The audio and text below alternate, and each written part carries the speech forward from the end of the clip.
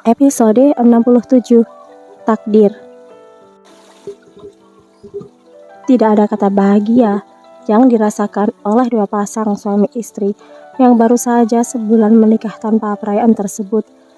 Masih dengan rasa ketidakpercayaan yang menyelimuti hati mereka ketika melihat dua garis merah di alat tes kehamilan itu. Ternyata bibitku unggul juga ya, ucap Nathan tersenyum, membelai rambut Nita yang saat ini bersandar di dadanya.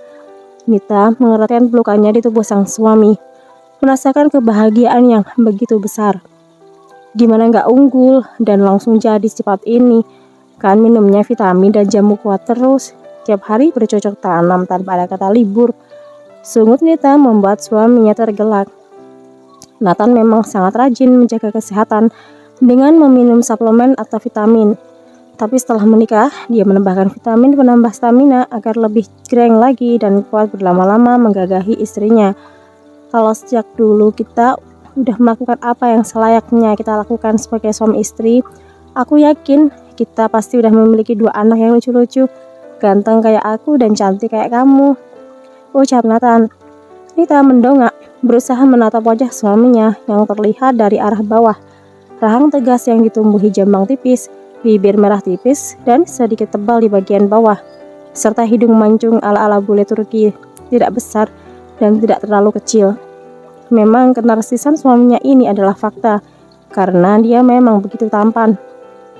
Kalau dulu aku gak yakin bisa secepat ini mendapatkan buah hati. Jawab Nita membuat Nathan mengerutkan keningnya. Kenapa? Nita menegakkan badannya, menggeser sedikit tubuhnya agar bisa menatap sang suami dengan jelas. Saat ini mereka sedang berada di dalam kamar, tepatnya di atas kasur king size mereka. Ya, karena mungkin kalau dulu kita melakukan kewajiban suami istri dan melakukan hal itu, yang pasti antara aku dan kamu pakai pengaman, atau aku akan memakai alat kontrasepsi seperti minum pil atau suntik KB. Secara umurku waktu itu masih 20 tahun, terlalu muda untuk usia itu memiliki seorang anak. Jawab Nita serius. Nathan menganggukkan kepalanya. Dulu dia juga masih sangat muda, usianya baru 23 tahun, dan mungkin saja apa yang dikatakan istrinya ada benarnya. Tapi kalau sekarang kan usia kita udah cukup matang untuk memiliki anak. Jadi ada sesuatu yang seakan-akan meledak-ledak di dalam hati dan ingin dikeluarkan begitu saja.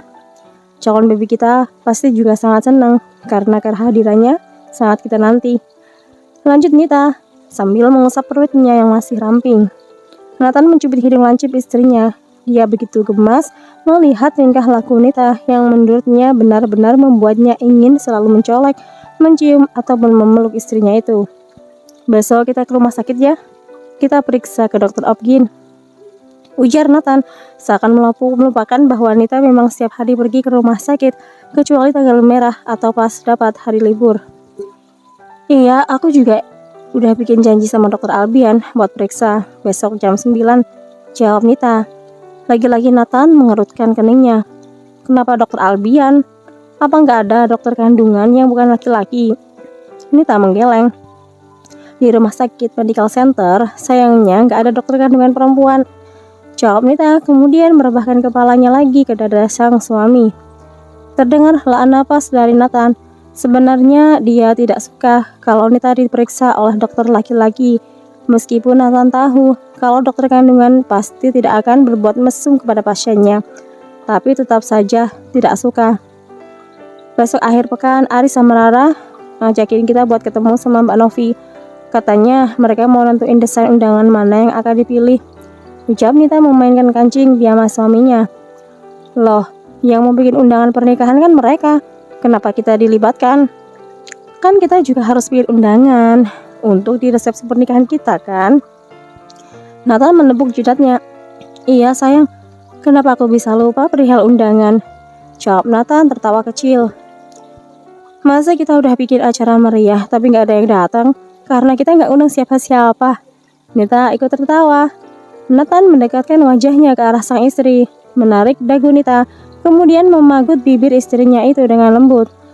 Makasih sayang, udah jadi istri dan ibu dari calon anak-anakku. Aku cinta banget sama kamu. Ujar Nathan menyentuh pipi Nita dan mengelusnya. Nita tersenyum dan mencium bibir Nathan kembali. Sungguh dia bahagia dan merasa sangat bersyukur bisa bersatu dengan pria yang sejak dulu sudah ia cintai. Aku juga cinta banget sama kamu. Bahkan sebelum kamu memiliki rasa ini, aku udah cinta kamu duluan. Jawab Nita setelah melepaskan tautannya. Andai dulu aku tidak pernah mengatakan perasaanku yang sejujurnya padamu, mungkin kita tidak akan berakhir seperti ini. Selanjutnya, Nathan menggeleng pelan. Takdir kita untuk bersama. Meskipun kamu tidak pernah menyatakan perasaanmu duluan, tapi aku yakin kita pasti bersama. Entah dengan cara seperti apa, tapi takdir kita memang untuk bersama sampai maut memisahkan kita. Jawab Nathan. Nita tersenyum lebar. Dia suka kata-kata sang suami. Memang tidak akan ada yang bisa mengalahkan takdir. Walaupun kita berusaha mengubahnya, kalau Tuhan tetap tidak akan mengabulkan permohonan kita, takdir itu tidak akan berubah, kecuali dengan campur tangan Tuhan dan usaha kita. Papi mau nengokin dedek, boleh? Bisik Nathan di telinga sang istri. Kemudian memberikan kecupan-kecupan kecil di telinga Nita, membuat sensasi geli di sana. Kok papi? Aku maunya dedek manggil ayah dan bunda, ucap Nita menahan kepala suaminya yang kini sudah berpindah di area dadanya. Ya deh, terserah kamu saja, mana aja bisa. Tapi sekarang aku mau. Nathan melengkuh ketika Nita sudah menghisap lehernya. Dengan gerakan cepat, Nita sudah berpindah ke atas tubuh Nathan dan langsung menghujami ciuman di wajah sang dan leher sang suami. Tentu saja, hal itu tidak Nathan sia-siakan. Sangat jarang melihat Nita yang begitu agresif seperti ini. Biasanya, dia lebih mendominasi dan Nita hanya pasrah. Melihat Nita yang sudah membuka piyamanya dengan sekali tarikan ke atas, menyisakan penutup dada dan kain segitiga di bawah, benar-benar membuat hasrat Nathan langsung turn on. Kamu harus tanggung jawab sayang. Nathan bangun dan langsung meraup dada Nita secara bergantian, membuang penutup itu dan melemparkannya ke sembarang tempat. Nita membantu Nathan membuka piyamanya. Sekarang tubuh keduanya sudah sama-sama polos. Posisi Nita masih duduk di pangkuan Nathan dan tepat di atas pusakanya yang sudah berdiri tegak. Nathan masih memberikan sentuhan pada sang istri, mencium bibir Nita dan mengeksplornya. Ketika dirasa sudah cukup pemanasannya karena keduanya sudah sama-sama menginginkan, Nathan mengangkat paha Nita dan sedikit menggosokkan pusakanya pada liang hangat itu. Kamu sudah basah, ucap Nathan dengan suara seraknya. Lakukanlah, jawab Nita dengan pandangan yang juga sudah berkabut.